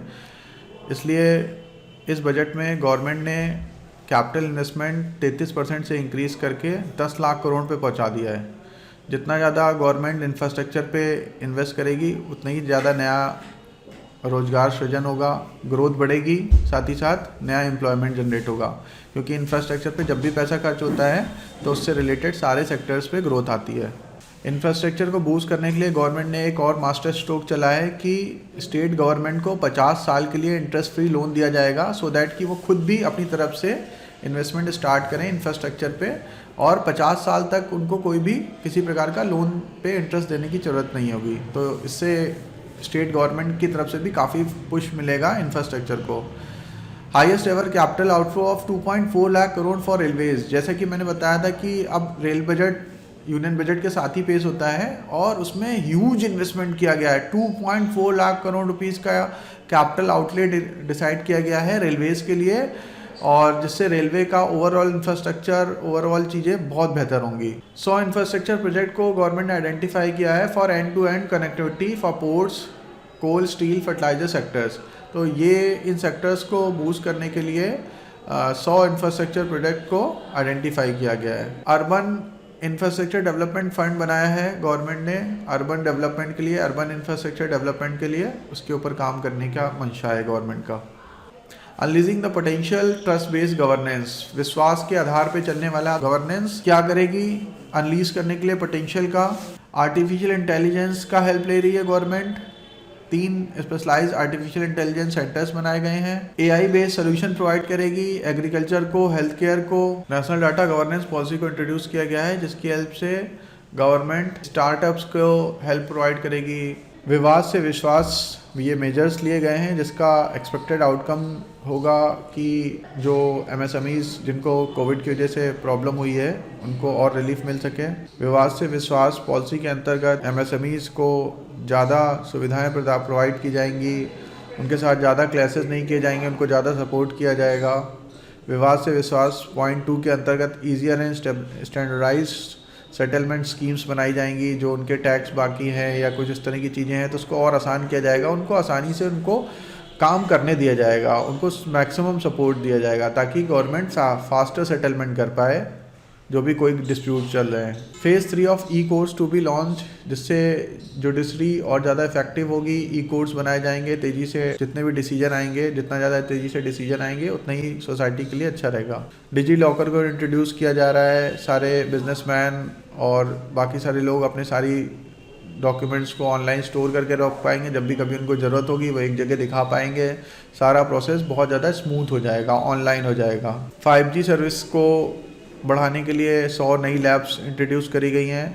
एप्लीकेशंस जो 5G बेस होंगे उससे फ़ायदा होगा, कॉर्पोरेट को बहुत फ़ायदा मिलेगा। एम्प्लॉयमेंट पोटेंशियल बढ़ेगा, एम्प्लॉयमेंट अपॉर्चुनिटीज़ बढ़ेंगी। डायमंड कटिंग इंडस्ट्री इंडिया में, सूरत में काफ़ी अच्छे से चल रही है। डायमंड कटिंग में हम लोग काफ़ी महारत हासिल करे हुए हैं। बाहर से हम लोग इंपोर्ट करते हैं रॉ डायमंड, और उसको फिर कट करके, पॉलिश करके, और उसको फिर बहुत ज़्यादा वैल्यू एडिशन के बाद उसको बड़े दामों पे बाहर बेचते हैं। तो ये एक्सपोर्ट होता है। तो इसको और बढ़ावा देने के लिए लैब ओरिएंटेड लैब में जो ग्रो किए जा रहे हैं डायमंड्स, उनके ऊपर काम होगा और ये काफ़ी सस्ते भी होंगे और इससे हमारे यहाँ की इकॉनमी को बूस्ट मिलेगा। तो लैब ग्रोन डायमंड्स पे काम किया जाएगा इस बार। ग्रीन ग्रोथ के लिए जैसे हम लोगों ने बात करी थी कि गवर्नमेंट बहुत ज़्यादा सीरियस है, फाइनेंस मिनिस्ट्री ने इसके लिए बहुत सारे प्रोविज़न किए हैं। ग्रीन ग्रोथ को बढ़ावा देने के लिए पीएम प्रणाम लॉन्च किया जाएगा, जिसमें स्टेट्स को, यूनाइटेड टेरिटरीज़ को प्रमोट किया जाएगा कि वो अल्टरनेटिव फर्टिलाइज़र्स का इस्तेमाल करें। जो केमिकल बेस्ड फर्टिलाइज़र्स, यूरिया है, इनकी जगह अगर वो ऑर्गेनिक फार्मिंग पे फोकस करते हैं तो उससे बहुत देश का फ़ायदा होगा। 500 new waste to wealth plants बनाए जा रहे हैं, जिनका जो हमारी इकॉनमी के लिए और इन्वायरमेंट के लिए, दोनों के लिए बहुत अच्छा काम करेंगे अंडर गोवर्धन स्कीम। तो इससे सर्कुलर इकॉनमी को प्रमोट मिलेगा, यानी कि हम लोग रिसाइकिल कर पाएंगे चीज़ों को। ऐसी चीज़ों का बढ़ावा देना जिसको हम लोग यूज़ करें, आसानी डिकम्पोज हो जाए, पॉलीथीन और हार्मफुल केमिकल्स का इस्तेमाल ना हो रहा हो और ग्रीन ग्रोथ को फ़ायदा मिले। सस्टेनेबल इकोसिस्टम डेवलपमेंट के लिए मिस्टी योजना चलाई जा रही है, जिसमें मैंग्रोव प्लांटेशन से फ़ायदा मिलेगा जो कि कोस्टल एरिया में करे जाते हैं।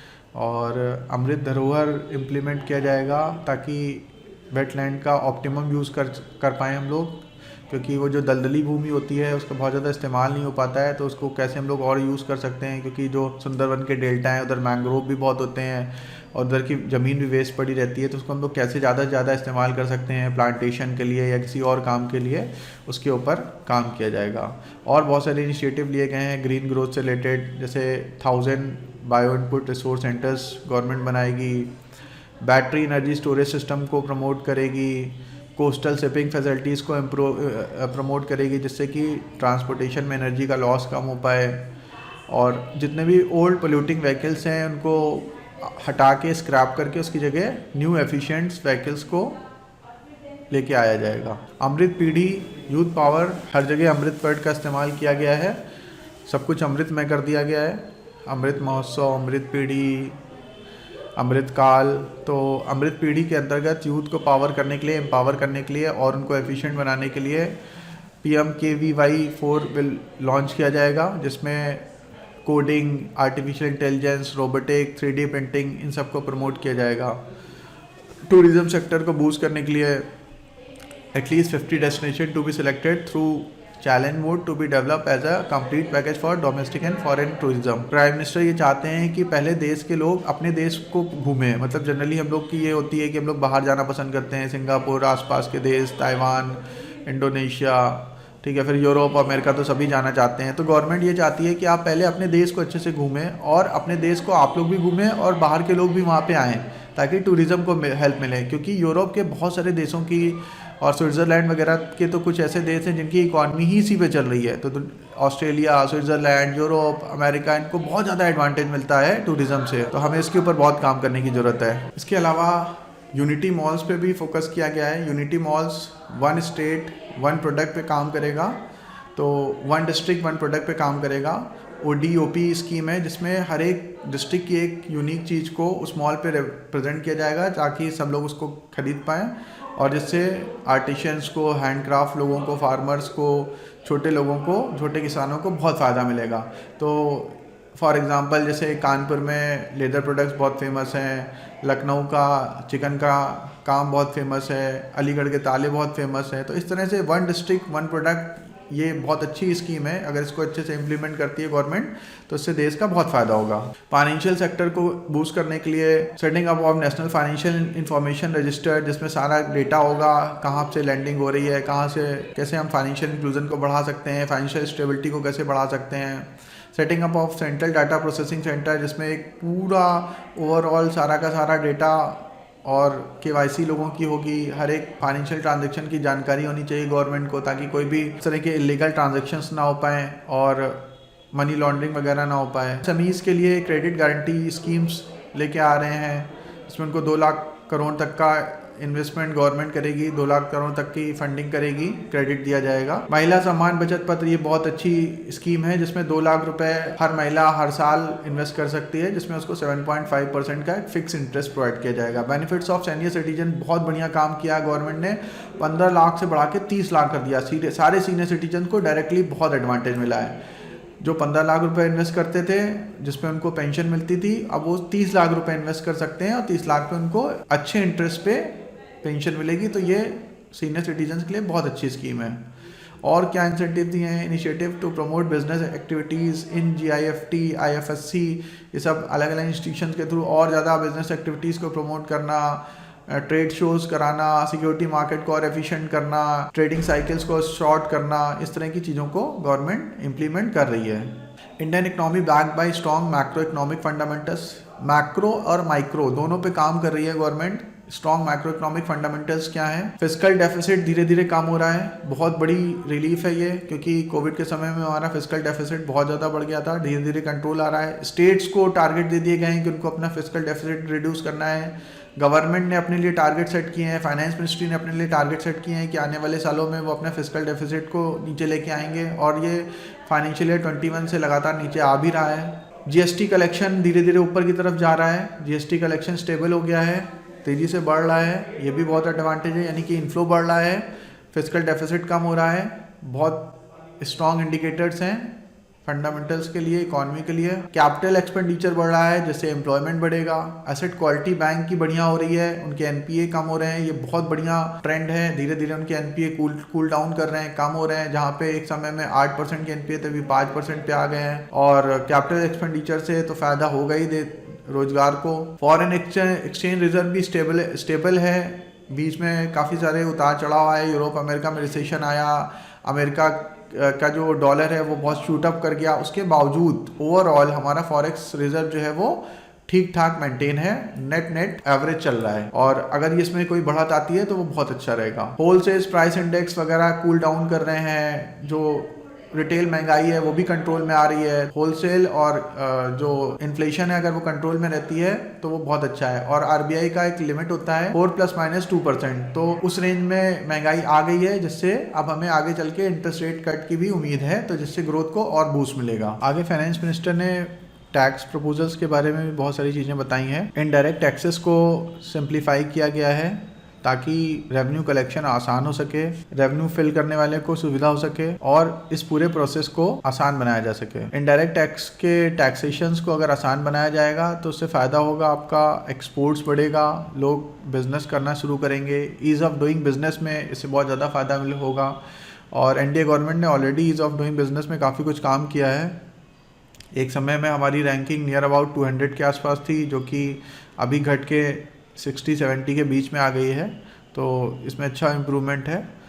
डोमेस्टिक मैन्युफैक्चरिंग को भी इससे बूस्ट मिलेगा, एंटरप्रेन्योरशिप को जब बढ़ावा मिलेगा, MSMEs स्मॉल स्केल इंडस्ट्रीज़ के लिए आसानी रहेगी, तो मैन्युफैक्चरिंग अच्छे से कर पाएंगे, प्रोडक्शन बढ़िया हो पाएगा, वैल्यू एडिशन हो पाएगा इकॉनमी के लिए, ग्रीन एनर्जी, एनवायरमेंटल प्रोटेक्शन के ऊपर काम हो पाएगा। तो ये सब सारी की सारी चीज़ें बेनिफिट पहुंचाएंगी अगर टैक्स कलेक्शन आसान होगा, सिंप्लीफाई किया जाएगा सारे प्रोसेस को। कस्टम ड्यूटी में कुछ चेंजेस किए गए हैं जिनसे कुछ बेनिफिट्स होंगे, हम लोग एक एक करके देख लेते हैं। Import of capital goods for lion battery manufacturing, देखिए इस समय लिथियम आयन बैटरी का बहुत ज़्यादा चलन चल रहा है, ज़्यादातर डिवाइस में बैटरी लग रही हैं, मोबाइल में, स्कूटर्स में, कार में, EVs में, तो इससे इन्वायरमेंट को फ़ायदा मिलता है, ग्रीन मोबिलिटी बढ़ती है। को इसके टैक्सेशन को आसान किया गया है, जिससे इंपोर्ट ड्यूटीज़ को कम किया गया है, जिससे मैन्युफैक्चरिंग बढ़ेगी लिथियम आयन बैटरी की। मोबाइल कैमरा लेंसेज को सस्ता किया गया है। सेफ इंडस्ट्री के प्रोडक्ट्स को और मरीन इंडस्ट्री को बेनिफिट पहुंचाने की कोशिश करी गई है। आर्टिफिशियल डायमंड्स के ऊपर टैक्स रिबेट दी गई है ताकि एक्सपोर्ट को प्रमोशन मिल पाए। हम लोग डायमंड बाहर से मंगाते थे, फिर उनको पॉलिश करके कट करके बेचते थे, अगर हम डायरेक्टली लैब में प्रोसेस कर लेंगे तो उससे फ़ायदा मिल जाएगा हमें। कंपाउंडेड रबर, कॉपर, इन सब की इंडस्ट्री को बेनिफिट पहुंचाने की कोशिश करी गई है। डायरेक्ट टैक्स प्रपोजल्स में काफ़ी इंप्रूवमेंट हुए हैं, कॉम्प्लिकेशंस को कम किया गया है, बर्डन्स को कम किया गया है, एंटरप्रेन्योरियल स्पिरिट को बढ़ाने के लिए टैक्स रिलीफ दी गई है, सीनियर सिटीजन्स को दी गई है, मध्यम वर्ग के लोगों को दी गई है। पहली बात, 35% के रिटर्न्स जो टैक्स पेयर्स अपने पोर्टल, ऑनलाइन पोर्टल के थ्रू फाइलिंग करते हैं, उनका प्रोसेस 24 आवर्स में हो जाता है। एवरेज पीरियड जो प्रोसेसिंग का था रिफंड का, वो 93 डेज से घट के 16 डेज पे आ गया है 8 सालों में। पहले 93 डेज लगते थे। लगभग 65 करोड़ लोगों के रिटर्न जो है वो प्रोसेस किए गए हैं, रिफंड्स वगैरह प्रोसेस किए गए हैं। पर्सनल इनकम टैक्स को बहुत आसान किया गया है। ये बहुत की बजट का की पॉइंट है, क्योंकि हम लोग generally middle class, lower middle class के लोग बजट देखते ही इसलिए हैं कि वो देखते हैं कि उनको टैक्सेशन में क्या राहत दी गई है। तो इसमें टैक्सेशन में सबसे बड़ी बात यह है कि 7 लाख तक के इनकम को टैक्स फ्री कर दिया गया है, यानी कि income limit rebate of income tax increase from 5 lakh to 7 lakh rupees. 5 lakh तक नील था इनकम टैक्स, अभी 7 लाख तक बिल्कुल न्यू टैक्स रिजीम में। लेकिन ये ध्यान रखने की बात है, न्यू टैक्स रिजीम में ही ऐसा होगा, new regime, under new regime only. Old regime में ये नहीं है फैसिलिटी। तो अगर आप 7 लाख तक अपना टैक्स एग्जाम कराना चाहते हैं तो आपको न्यू टैक्स रिजीम में शिफ्ट होना पड़ेगा, जिसमें आप अलग से कोई 80C 80D इस तरह के कोई भी रिबेट को क्लेम नहीं कर सकते हैं। देन अगर हम लोग 8 लाख से ऊपर बढ़ता है तो 0 to 3 नील रहेगा। अब ये उस केस में हम लोग डिस्कस करते हैं जब आपका इनकम जो है वो 7 लाख के ऊपर होती है। तो अगर आपकी इनकम 7 लाख के ऊपर है तो 0 to 3 नील रहेगा। 3 लाख से 6 लाख तक 5% का टैक्स लगेगा। फिर देन 6 to 9 के बीच में 10% का लगेगा। 9 एंड अबव पे 15% का लगेगा, और 12 to 15 के बीच में 20 का लगेगा, एंड 15 एंड अबव के ऊपर आपका ग्रेटर देन 15 लाख पे 30% का टैक्स चार्ज किया जाएगा। ये उस केस में जब आपका 7 लाख से ज़्यादा की इनकम होती है। तो इस तरह से टैक्स का कैलकुलेशन किया जाएगा। जो अल्ट्रा HNI लोग होते थे, जो 5 करोड़ से ज़्यादा की इनकम करते थे, उनके ऊपर जो सरचार्ज लगता था उसको रिड्यूस कर दिया गया है। 37 से रिड्यूस करके इसको 25% कर दिया गया है। एक बहुत बड़ी राहत है अल्ट्रा HNIs के लिए। जो 5 करोड़ या उससे ज़्यादा की कमाई करते थे उनको 37% का सरचार्ज देना पड़ता था टैक्स के अलावा, वो उनको सिर्फ घट के 25% का ही रह गया। तो बहुत बड़ी राहत दी गई उनको। लेकिन अब ये देखने की बात है कि कितने लोग 5 करोड़ रुपए सालाना या उससे ज़्यादा कमा पाते हैं। इंडिया में ऐसे बहुत ही कम लोग हैं। Tax exemption limit 25 lakh rupees 25 lakh on leave encasement में कर दी गई है on retirement for non government salaried employees के लिए, जो कि पहले 20 लाख रुपए थी। इंडस्ट्री के लिए, MSMEs के लिए भी टैक्सेशन को सिंप्लीफाई कर दिया गया है।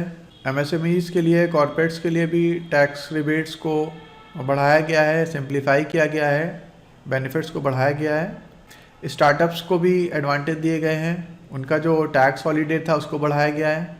उसके बाद लॉस का जो कैरी फॉरवर्ड करने का बेनिफिट था स्टार्टअप्स को, उसको बढ़ा के 7 की जगह 10 ईयर्स तक कर दिया गया है।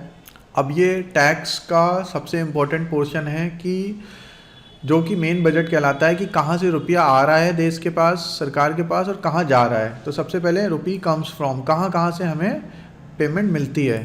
तो जिसमें इनकम टैक्स से, जो कि हम लोग इनकम टैक्स पे करते हैं, जिसमें टैक्स 7 लाख तक न्यू रिजीम में नील कर दिया गया है, उसके थ्रू गवर्नमेंट को 15% रेवेन्यू मिलता है, 15 पैसे आते हैं। या अगर 100 रुपये की बात करें तो 15 रुपये आते हैं, 1 रुपये की बात करें तो 15 पैसे आते हैं। यूनियन एक्साइज ड्यूटी से 7% का कंट्रीब्यूशन होता है, कॉर्पोरेट टैक्स से 15% का, यानी इनकम टैक्स और कॉर्पोरेट टैक्स लगभग इक्वल कंट्रीब्यूशन करता है। जैन GST 17% का कंट्रीब्यूशन है, कस्टम्स 4% का कंट्रीब्यूशन करता है, नॉन डेट कैपिटल रिसिप्ट वगैरह 2% का, और टैक्स रिसिप्ट वगैरह 6% का करते हैं। और बोरोइंग और अदर के थ्रू, लायबिलिटीज़ के थ्रू 34% का हम लोग पैसा लेते हैं, यानी कि 34 पैसा या 34% का जो पैसा आता है वो थ्रू बोरोइंग्स आता है। तो ये बहुत बड़ा चिंता का विषय है, और हम इसको जितना जल्दी और जितना ज़्यादा रिड्यूस कर पाएंगे वही हमारी इकॉनमी के लिए अच्छा होगा, क्योंकि इसी वजह से इकॉनमी आगे चल के बैंकरप्ट हो जाती है, क्योंकि डेट बर्डन बढ़ता चला जाता है, जिसको कहते हैं आमदनी अठन्नी खर्चा रुपया। ये उधार लेके खर्च करने की जो प्रवृत्ति है वो देश की इकॉनमी को और देश को बैंकरप्ट कर देती है। जिस तरह से पाकिस्तान इस समय कटोरा लेके दर दर भीख मांग रहा है, उस तरह से फिर अगर सारे देश की गवर्नमेंट, ग्रीस भी बैंकरप्ट हो चुका है, श्रीलंका बैंकरप्ट हो चुका है, तो और बहुत सारे देश, बांग्लादेश में भी प्रॉब्लम चल रही है। तो इस तरह की ये जो प्रॉब्लम तभी आती है जब हम बोरोइंग बहुत ज़्यादा करते हैं और खर्चे बहुत ज़्यादा करते हैं। तो हमें ये ध्यान रखना है कि बोरोइंग्स को जितनी जल्दी रिड्यूस कर पाए उतना अच्छा है। देन उसके बाद रुपया जाता कहाँ है, कहाँ खर्चे होते हैं। पेंशन्स को, जितने भी गवर्नमेंट के एम्प्लॉई हैं और सब जगह जहाँ पे पेंशन्स खत्म होता है, तो जितना भी टोटल अर्निंग होता है गवर्नमेंट का, उसमें 4% का पैसा जो है वो पेंशन पे करने में चला जाता है। अदर एक्सपेंडिचर में 8% के हिसाब से चला जाता है। उसके बाद state share of tax and duties, उसमें जो स्टेट्स का शेयर है उनको दे दिया जाता है 18%। देन फाइनेंस कमीशन और उन जो दूसरे इस तरह की चीज़ें हैं उसमें 9% का खर्चा होता है। सेंट्रल सेक्टर स्कीम्स को जो गवर्नमेंट चलाती है उसमें 17% का खर्चा होता है। डिफेंस में 8% का खर्चा होता है। सब्सिडीज़ के लिए 7% खर्च होता है। सेंट्रली स्पॉन्सर्ड स्कीम जो है उसके लिए 9% का खर्चा होता है और 20% खर्चा खाली हमारा जो नया हम लोग ब्याज जो उधार ले रहे हैं उसको पे करने में, यानी कि हम लोग जो 35 रुपये उधार ले रहे हैं जिसमें से 20 रुपये वापस तुरंत तो चला जाता है उसके पास, यानी हमारे हाथ में 10-15% बैठ बच रहा है। तो ये मैंने अगेंस्ट बहुत ही ख़राब चीज़ है। ये इंटरेस्ट पेमेंट को जितना जल्दी हम लोग रिड्यूस करेंगे उतना ही अच्छा है, क्योंकि हमारे इकॉनमी के लिए कोड हो रहा है और ये जैसे जैसे बढ़ता चला जाता है वैसे वैसे देश जो है वो बैंकरप्सी की कगार पे पहुंचता चला जाता है। तो ये हमें बहुत ज़्यादा ध्यान रखने की बात है आने वाली गवर्नमेंट्स के लिए भी, कि इंटरेस्ट पेमेंट्स को जितना ज़्यादा कम करें, बोरोइंग को जितना कम करें और वो ऐसे सोर्स से रेवेन्यू जनरेट करें जिसमें उनको किसी तरह का कोई इंटरेस्ट पे नहीं करना पड़ता है। अलग अलग मिनिस्ट्रीज़ के लिए कितना एलोकेशन किया गया है, तो मिनिस्ट्री ऑफ डिफेंस के लिए लगभग 6 लाख करोड़ का एलोकेशन किया गया है। Ministry of road transport and highways के लिए 2.7 लाख करोड़ का एलोकेशन किया गया है। मिनिस्ट्री ऑफ रेलवेज़ के लिए मैमत 2.4 लाख करोड़ का एलोकेशन किया गया है। Ministry of consumer affairs and food and public distribution के लिए 2 लाख करोड़ का, क्योंकि इसमें जो फ्री में खाना वगैरह बांटती है गवर्नमेंट वो भी शामिल है। मिनिस्ट्री ऑफ होम अफेयर्स के लिए approx 2 lakh crore. Ministry of chemicals and fertiliser के लिए 1.78 lakh crore. Ministry of rural development के लिए 1.6 lakh crore. Ministry of agriculture and farmer welfare के लिए 1.25 लाख करोड़ और मिनिस्ट्री ऑफ कम्युनिकेशन के लिए 1.25 लाख करोड़। इसमें कम्युनिकेशन में तो ज़्यादातर कंपनियां घाटे में चल रही हैं। Allocation of major schemes, development of pharmaceutical industry के लिए 1200 करोड़ का एलोकेशन किया गया है। जल जीवन मिशन के अंतर्गत पिछली बार 60,000 करोड़ का था, जो कि बढ़ा के 17,000 करोड़ कर दिया गया। पिछली बार फार्मेसी इंडस्ट्री को 100 करोड़ का इन्वेस्टमेंट था, बढ़ा के 1200 करोड़ कर दिया गया, क्योंकि गवर्नमेंट ने देखा कि कोविड में अगर हमारा फार्मा इंडस्ट्री स्ट्रांग होता है तो हम बहुत तेज़ी से किसी इस तरह के आने वाले पैंडमिक से निपट सकते हैं। और आने वाले समय में एटम बम से ज़्यादा खतरा है वायरस से, तो इस इंडस्ट्री पे पैसे खर्च करने की ज़रूरत है। एकलव मॉडल रेजिडेंशियल स्कूल्स के लिए 2000 करोड़ की जगह 6000 करोड़ लगभग खर्च करेगी गवर्नमेंट इस बार। प्रधानमंत्री आवास योजना के अंतर्गत पिछली बार 48,000 करोड़ खर्च किया गया था, जिसको बढ़ा के लगभग 80,000 करोड़ का दिया गया है इस बार। Scheme for fast adoption and manufacturing of EV, इसके लिए पिछली बार 2900 करोड़ खर्च किया गया था, इसको 5100 करोड़ कर दिया गया है, लगभग 5200 करोड़ कर दिया गया है, ताकि ईवीज का एडॉप्शन तेजी से बढ़े, लोग फॉसिल फ्यूल से चलने वाली गाड़ियों की जगह ईवी का इस्तेमाल करें। North east infrastructure development schemes को का भी बजट बढ़ा दिया गया है, 1400 करोड़ से बढ़ा के 2,491,000 करोड़ कर दिया गया है। तो इसमें इन सभी स्कीम्स में लगभग दुगने की वृद्धि करी गई है। Receipt and expenditure, revenue receipt देखिए धीरे धीरे ये लगातार बढ़ रही है, अप ट्रेंड में है। बहुत अच्छी बात है कि रेवेन्यू बढ़ रहा है, लेकिन कैपिटल रिसिप्ट भी बढ़ रही है, एक्सपेंसेस भी बढ़ रहे हैं गवर्नमेंट के। गवर्नमेंट इसलिए एक्सपेंसेस करती है ताकि ज़्यादा एम्प्लॉयमेंट क्रिएट हो, ग्रोथ ज़्यादा तेज़ी से आए। कैपिटल एक्सपेंडिचर देख रहे हैं अप ट्रेंड में है, रेवेन्यू एक्सपेंडिचर भी अप ट्रेंड में है। तो दोस्तों ये कुछ बजट के मेन पॉइंट्स थे। इसके अलावा कुछ और पॉइंट्स हम लोग डिस्कस कर लेते हैं लास्ट में। पर कैपिटा इनकम इंडिया ने लगभग पिछले 9 to 10 ईयर्स में डबल कर ली है, इस समय 1.97 लाख करोड़ पे पहुंच गया है। 10th रैंक की हमारी इकॉनमी थी, इकॉनमी साइज वाइज जो 5th पे आ गई है। प्रधानमंत्री आवास योजना में 66% का जंप आया है, को अभी हम लोग ने डिस्कस किया था। लगभग 79,000 करोड़ के आसपास का इन्वेस्टमेंट खर्च किया जाएगा उसमें। गवर्नमेंट ने फिस्कल डेफिसिट को 4.5 तक रिड्यूस करने का टारगेट रखा है 2025-26 तक। फिस्कल डेफिसिट को रिड्यूस करना बहुत ज़रूरी है। जो हम लोग बोरोइंग कर रहे हैं, जो इंटरेस्ट पे कर रहे हैं, ये इकॉनमी को नुकसान पहुंचा रहा है। तो फिस्कल डेफिसिट यानी कितना कम घाटे का बजट होगा उतना ही अच्छा है। और आगे चल के अगर हम फिस्कल डेफिसिट को 2% के आसपास ला पाएँ जीडीपी का, तो वो बहुत ही बेहतर रहेगा। स्टेट्स के लिए भी एक लिमिट लगा दी गई कि उनको अपने फिस्कल डेफिसिट का लगभग 3.5% पे कैप करना है, उनको इससे ज़्यादा का फिस्कल डेफिसिट नहीं करना है। अभी फिलहाल फिस्कल डेफिसिट जो है वो 6.4% के आसपास है जीडीपी का। और 75,000 करोड़ का इन्वेस्टमेंट 100 क्रिटिकल इंफ्रा प्रोजेक्ट्स के लिए किया जाएगा, जो कि ग्रोथ को बूस्ट करेगा, एम्प्लॉयमेंट को बूस्ट करेगा। तो दोस्तों ये इस बार की यूनियन बजट की डिटेल एनालिसिस थी। मैंने अपनी तरफ से बहुत आसान भाषा में पूरे बजट को एक्सप्लेन करने की कोशिश करी है। उम्मीद है आप लोगों को अच्छा लगेगा। ये पूरा डिस्कशन आप अपने फ्रेंड्स के साथ, अपने मित्रों के साथ, अपनी फैमिली मेम्बर्स के साथ शेयर करिए।